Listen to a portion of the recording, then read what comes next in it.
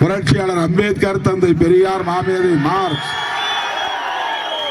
ஆகிய மாமனிதர்களின் கொள்கையிலே எனக்கு ஒரு தெளிவு இருக்கிறது. அந்த கொள்கைகளை பரப்புவதிலே எனக்கு ஒரு துணிவு இருக்கிறது.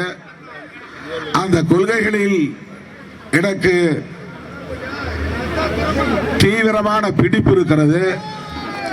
அதனால் எந்த கொம்பனாலும் என்னை விலைக்கு வாங்க முடியாது என்ற நிலை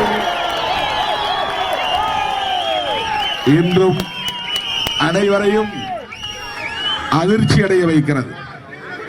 நான் சராசரி அரசியல்வாதியாக இருந்திருந்தால் எப்போதோ இந்த கட்சிக்கு அங்கீகாரத்தையும் கூட பெற்றிருக்க முடியும். நான் சராசரி அரசியல்வாதியாக இருந்திருந்தால் நேற்றைக்கு ஒரு நிலைப்பாடு, இன்றைக்கு ஒரு நிலைப்பாடு என்று எடுத்திருக்க முடியும். நான் சராசரி அரசியல்வாதியாக இருந்திருந்தால் என்னுடைய வாழ்க்கையே முழுமையாக வேறு நிலைக்கு மாறி இருக்கும்.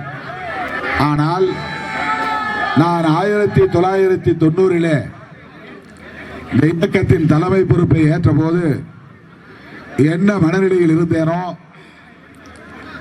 எப்படிப்பட்ட வாழ்க்கை வாழ்ந்தேனோ,